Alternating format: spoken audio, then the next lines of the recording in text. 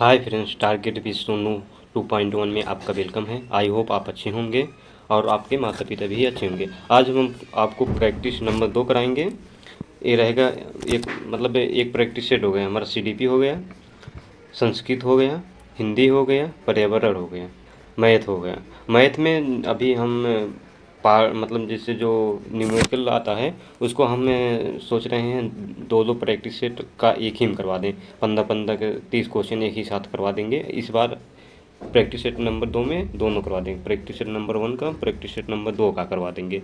आप लोग न्यूमेरिकल इतना आसान बता देंगे कि आप लोग बिना पेन और कॉपी का भी आप लोग वैसे सवाल हल कर सकते हैं। चलिए हम देखते हैं।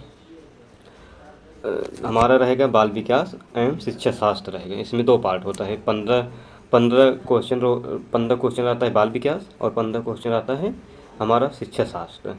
तो इसमें 15 क्वेश्चन जो बाल विकास होता है ये जो थोड़ा सा आप रटने वाला चीज़ होता है, जिसे आप को वाइगोस्की हो गया, ये सब रटने वाला चीज़ है। और बाकी जो 15 नंबर शिक्षा शास्त्र आता है ये आप रट नहीं पाएंगे। ये आपको माइंड के ऊपर गेम है। आज जितना अच्छा आपका माइंड काम करेगा उतना अच्छा आपका शिक्षा शास्त्र जाएगा। आप लोग जब भी एग्ज़ाम हॉल में बैठिए एकदम अच्छे से कुछ बाहर का कुछ सोच ही नहीं करिए। आप एकदम आसान इतना फ्री माइंड करके आप बैठिएगा, ताकि जो है शिक्षा शास्त्र इतना 75 नंबर का आता है। उसमें से आपका अगर 60-65 भी आ जाता है तो आप बहुत अच्छे हैं।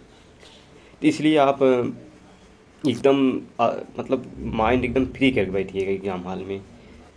तो चलिए देखते हैं। हमारा फर्स्ट क्वेश्चन है विकास है। एक अनिरंतर प्रक्रिया है, एक क्रमिक प्रक्रिया है, और सी है व्यक्तिगत कारकों से प्रभावित होता है लेकिन वातावरणीय कारकों से नहीं, और डी है वातावरणीय कारकों से प्रभावित होता है लेकिन व्यक्तिगत कारकों से नहीं। तो आप लोग बताइएगा इसमें से कौन सा ऑप्शन सही है। इसमें ऑप्शन नंबर बी सही है, एक क्रमिक प्रक्रिया है। दूसरा क्वेश्चन देखते हैं हम।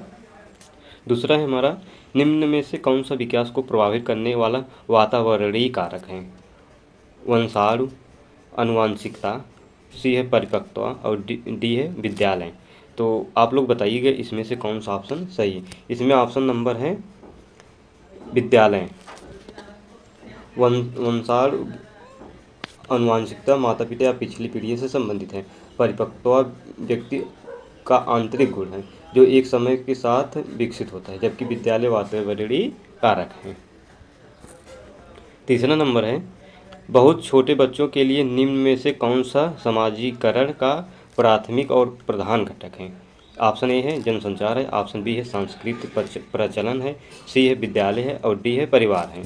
तो आप लोग बताइएगा इसमें से कौन सा ऑप्शन सही है। इसमें ऑप्शन नंबर हमारा डी सही है, परिवार।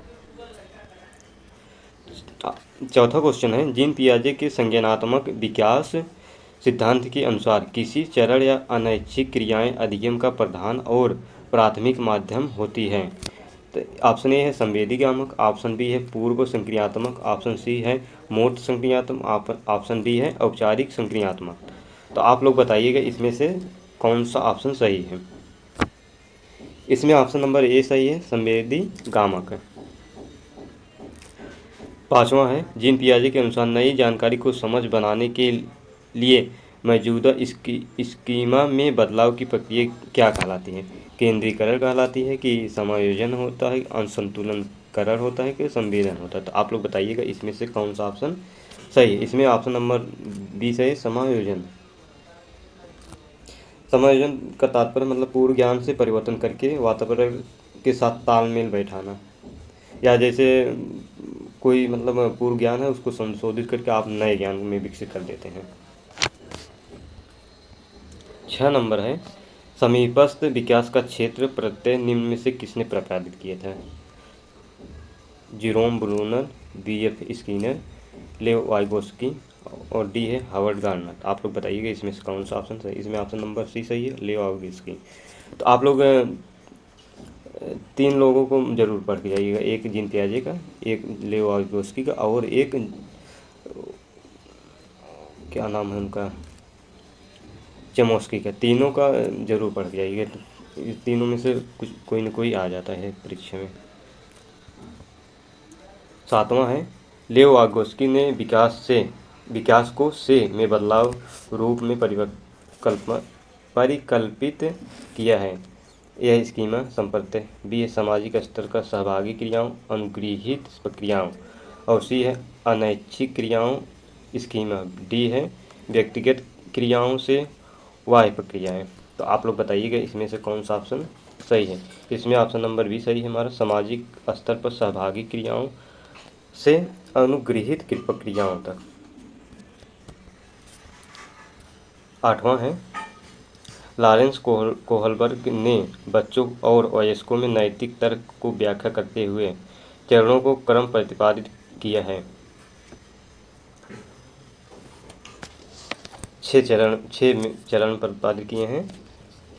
पहला है पूर्व परंपरागत 4 से 10 है, और दूसरा है नैमिति अभिविन्यास,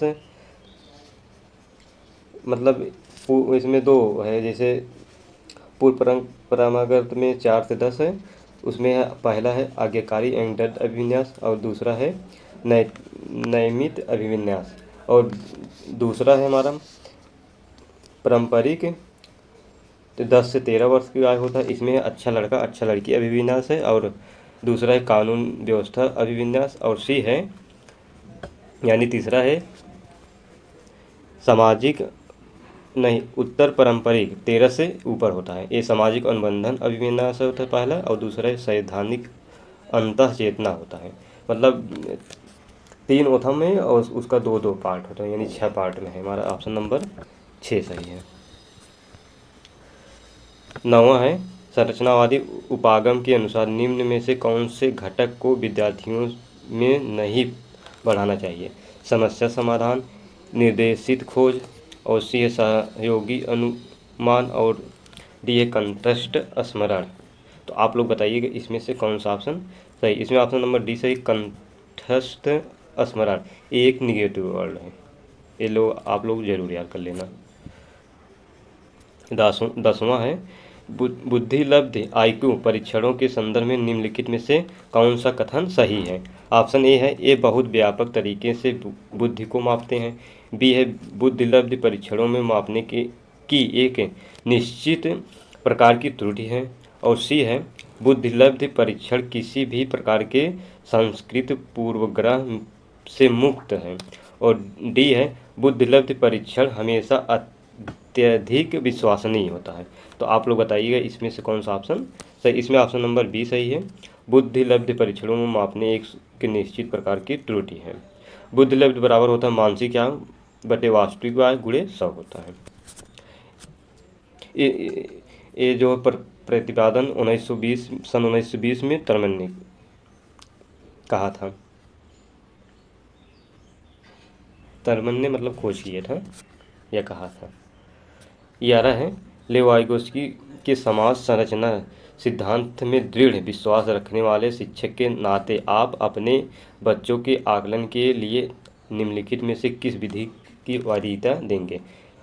सहयोगी प्रोजेक्ट, बी है मानकीकृत परीक्षण, सी है तथ्यों पर आधारित प्रत्यास्मरण के प्रश्न, और सी है यानी डी है वस्तुपरक बहुविकल्पी प्रकार के प्रश्न। तो आप लोग बताइएगा इसमें से कौन सा ऑप्शन सही। इसमें ऑप्शन नंबर सहयोगी प्रोजेक्ट है, और ये जो मानकीकृत है ये थोड़ा ये निगेटिव वर्ड है हमारा, तो ये भी आप लोग नोट कर लीजिएगा निगेटिव। 12 नंबर है अपनी कक्षा में व्यक्तिक विभिन्नताओं से निपटने के लिए शिक्षक को चाहिए कि ऑप्शन ए है शिक्षण और आकलन के समान और मानक तरीके हों, और बी है बच्चों को उनके अंकों के आधार पर अलग कर उनको नामित करें, और सी है बच्चों से बातचीत करें और उनके दृष्टिकोण को महत्व दें, और डी है विद्यार्थियों के लिए कठोर नियम को लागू करें। तो आप लोग बताइएगा इसमें से कौन सा ऑप्शन सही। इसमें ऑप्शन नंबर सी सही है, बच्चों से बातचीत करें और उनके दृष्टिकोण को महत्व दें। 13 नंबर है आकलन उद्देश्यपूर्ण होता है यदि ऑप्शन ए है इससे विद्यार्थियों में भय और तनाव का संचार होता है, बी है इससे विद्यार्थियों और शिक्षकों की प्रतिपुष्ट फीडबैक प्राप्त होता है, और सी है यह केवल एक बार वर्ष के अंत में होता है। और डी है विद्यार्थियों की उपलब्धियों में अंतर करने के लिए तुलनात्मक मूल्यांकन किया जाता है। तो आप लोग बताइएगा इसमें से कौन सा ऑप्शन सही है। इसमें ऑप्शन नंबर बी सही है हमारा। इसमें विद्यार्थियों और शिक्षकों की प्रतिपुष्टि यानी फीडबैक प्राप्त होता है। 14 नंबर है राष्ट्रीय पाठ्यचर्या की रूपरेखा NCF 2005 के अनुसार शिक्षक की भूमिका होता है सत्तावादी होता है कि अधिनायकी होता है, अनुमतिपरक होता है कि सुविधादाता होता है। तो आप लोग बताइएगा इसमें से कौन सा ऑप्शन सही है। इसमें ऑप्शन नंबर डी सही है, सुविधादाता होता है। 15 नंबर है अनुसंधान समझते हैं कि एक विविध कक्षा में अपने विद्यार्थियों से शिक्षिका की अपेक्षाएं विद्यार्थियों के अध्ययन ऑप्शन ए है पर महत्वपूर्ण प्रभाव छोड़ती हैं, बी है एकमात्र निर्धारक होता है, सी है एक साथ संबंधित नहीं मानी जानी चाहिए, और डी है पर कोई प्रभाव नहीं छोड़ती हैं। तो आप लोग बताइएगा कौन सा ऑप्शन सही है। इसमें ऑप्शन नंबर ए सही है, पर महत्वपूर्ण प्रभाव छोड़ती हैं।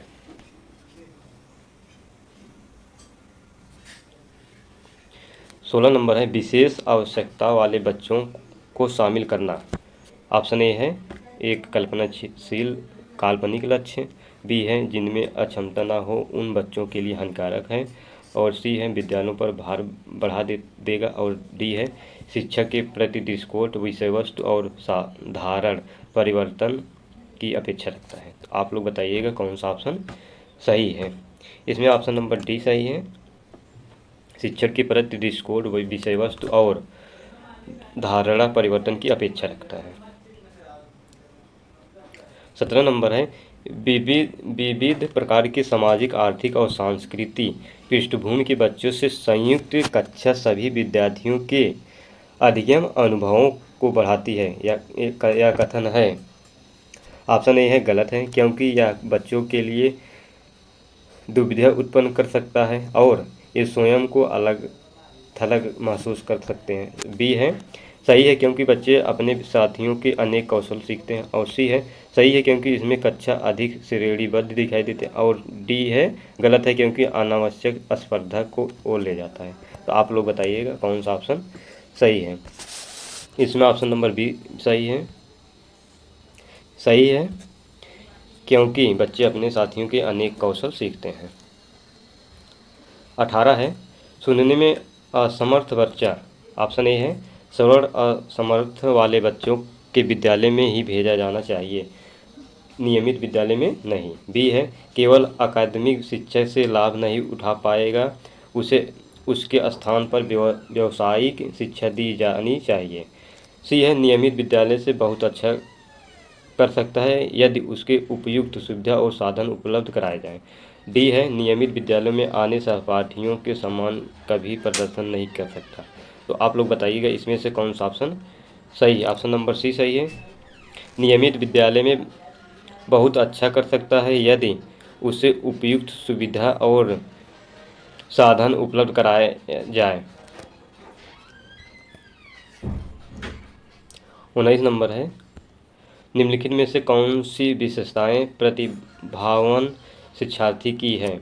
ऑप्शन ए है वह आक्रामक और कुंठित हो जाता है। बी है यदि कक्षा की गतिविधियां अधिक चुनौतीपूर्ण नहीं होती हैं तो वह कम प्रेरित अनुभव करता है और ऊब जाता है। सी है वह बहुत ही तुनक मिजाज होता है, और डी है वह रस्मी व्यवहार करता है और जैसे हाथ थपथपाना डोलना आदि। तो आप लोग बताइएगा इसमें से कौन सा ऑप्शन सही है। इसमें ऑप्शन नंबर बी सही है, यदि कक्षा में की गतिविधियां अधिक चुनौतीपूर्ण नहीं होती हैं तो वह कम प्रेरित अनुभव करता है और ऊब जाता है। 20 है एक शिक्षिका अपनी प्राथमिक कक्षा में प्रभावी अध्ययन को बढ़ा सकती है। ऑप्शन ए है अध्ययन में छोटी छोटी उपलब्धियों के लिए पुरस्कार देकर, बी है ड्रिल और अभ्यास के द्वारा, और सी है अपने शिक्षार्थियों को प्रतियोगिता को प्रोत्साहन देकर, और डी है विषय वस्तु को विद्यार्थियों के जीवन के साथ संबंधित करके। तो आप लोग बताइएगा इसमें से कौन सा ऑप्शन सही। इसमें ऑप्शन नंबर डी सही है, विषय वस्तु को विद्यार्थियों के जीवन के साथ संबंधित करके।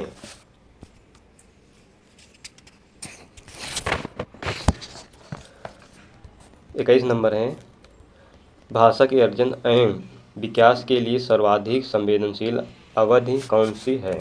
ऑप्शन ए है जन्म पूर्व अवधि, बी है प्रारंभिक बाल्यावस्था और सी है मध्यम बाल्यावस्था और डी है किशोरावस्था।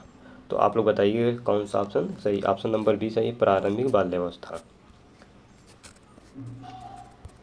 22 नंबर है, निम्नलिखित में से कौन सी लॉरेंस कोहलबर्ग के द्वारा प्रस्तावित नैतिक विकास की एक अवस्था है? ऑप्शन ए है प्रसुप्ति अवस्था, बी है सामाजिक अनुबंध अभिविन्यास, सी है मूर्त संक्रियात्मक अवस्था और डी है उद्योग बनाम अधीनता अवस्था। तो आप लोग बताइएगा कौन सा ऑप्शन सही है? इसमें ऑप्शन नंबर बी सही है, सामाजिक अनुबंध अभिविन्यास। 23 है, कक्षा में परिचर्चा के दौरान एक शिक्षक प्रायः लड़कियों की तुलना में लड़कों पर अधिक ध्यान देता है, यह किसका उदाहरण है? ऑप्शन ए है जेंडर पक्षपात, बी है जेंडर पहचान और सी है जेंडर संबंधता और डी है जेंडर समरूपता। तो आप लोग बताइए इसमें से कौन सा ऑप्शन सही? इसमें जेंडर पक्षपात है। तो जेंडर से क्वेश्चन जरूर आता है, आप लोग पढ़ लेना।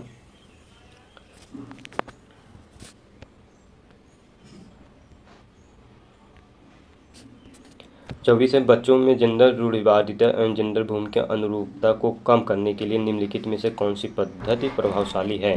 ऑप्शन ए है जेंडर पक्षपात के बारे में परिचर्चा करना, बी है जेंडर विशिष्ट भूमिकाओं को महत्व देना और सी है जेंडर पृथक खेल का महत्व बनाना और डी है जेंडर पृथक बैठने की व्यवहार करना। तो आप लोग बताइएगा, सॉरी, बैठने की व्यवस्था करना। आप लोग बताइएगा इसमें से कौन सा ऑप्शन सही है?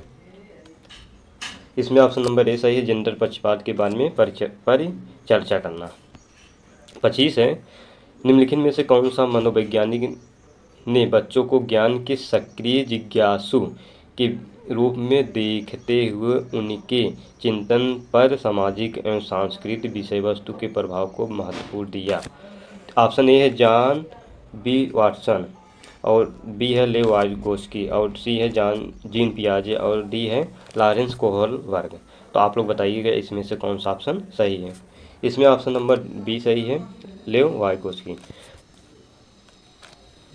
तो और आप लोग एक ये ध्यान देंगे, क्वेश्चन को आप लोग एक बार ना समझ में आए तो आप लोग रिपीट कर लेना।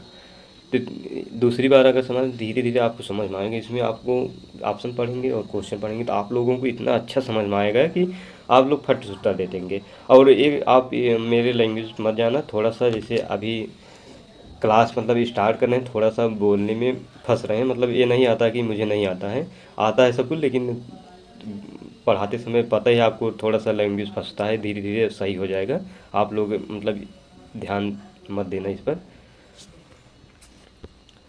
तो 26 है, जिंगसांग पहेली को करते समय 5 वर्ष का नजमा स्वयं से कहती है, नीला टुकड़ा कहाँ है, नहीं यह वाला नहीं, गाढ़े रंग वाला जिससे यह जूता पूरा बन जाएगा। इस प्रकार की वार्ता को वाइगोत्स्की किस तरह संबोधित करते हैं? व्यक्तिगत वार्ता, बी है जोर से बोलना और सी है पाठ एंड ढांचा और डी है आत्म केंद्रित वार्ता। तो आप लोग बताइएगा इसमें से कौन सा ऑप्शन सही? इसमें ऑप्शन नंबर ए सही है, व्यक्तिगत वार्ता। 27 है, बच्चों को संकेत देने तथा आवश्यकता पड़ने पर सहयोग प्रदान करना निम्नलिखित में से किसका उदाहरण है? ऑप्शन ए है प्रबलन, ऑप्शन बी है अनुबंध, ऑप्शन सी है मॉडलिंग, ऑप्शन डी है पाठ यानी ढांचा। तो आप लोग बताइएगा कौन सा ऑप्शन सही है? इसमें ऑप्शन नंबर डी सही है, पाठ यानी ढांचा। 28 है, निम्नलिखित व्यवहारों में से कौन सा जीन पियाजे के द्वारा प्रस्तावित मूर्त संक्रियात्मक अवस्था को विशेषित करता है? तो ऑप्शन ए है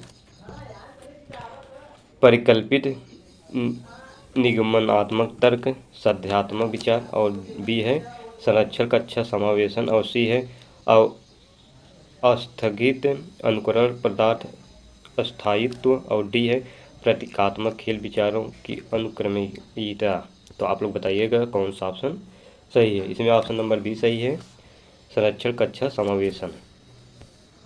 29 है, बच्चों से संज्ञानात्मक विकास के संदर्भ में निम्नलिखित में से कौन सा यानी कौन सी पियाजे की संरचना है? ऑप्शन ए है स्कीमा, ऑप्शन बी है अवलोकन अधिगम, ऑप्शन सी है अनुबंधन और डी है प्रबलन। तो आप लोग बताइएगा इसमें से कौन सा ऑप्शन सही है। इसमें ऑप्शन नंबर ए सही है, स्कीमा। लास्ट क्वेश्चन है यानी हमारा 30 नंबर है, आकलन का प्राथमिक उद्देश्य क्या होना चाहिए? ऑप्शन ए है विद्यार्थियों के लिए श्रेणी निश्चित करना, बी है संबंधित अवधारणाओं के बारे में बच्चों की अस्पष्टता तथा भ्रांतियों को समझना, सी है विद्यार्थियों के प्राप्तांकों के आधार पर उनको नामांकित करना, और डी है रिपोर्ट कार्ड में उत्तीर्ण या अनुत्तीर्ण अंकित करना। तो आप लोग बताइएगा कौन सा ऑप्शन सही है। इसमें ऑप्शन नंबर बी सही, संबंधित अवधारणाओं के बारे में बच्चों की अस्पष्टता तथा भ्रांतियों को समझना। तो आप लोग बताइएगा, हमारा 30 क्वेश्चन हो गया। 30 क्वेश्चन में आप लोगों का स्कोर कितना गया आप लोग कमेंट में बताइएगा। और आपको वीडियो अगर अच्छा लगे हो तो आप लोग वीडियो को लाइक, कमेंट एंड शेयर करें। Thank you. जय हिंद, जय भारत।